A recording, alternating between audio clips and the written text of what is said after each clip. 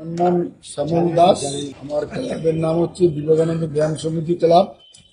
আমি সবাইকে অনুরোধ করছি, শ্রীরাম থ্যালাসেমিয়া প্রিভেনশন ফেডারেশনের যে 7ই ডিসেম্বর রবিবার যে পথযাত্রা রক্তদান শিবিরের আয়োজন করেছে, সকলে সেই রক্তদান শিবির এবং পদযাত্রা অংশগ্রহণ করে এই পদযাত্রাটিকে সাফল্যমণ্ডিত করে তুলবেন।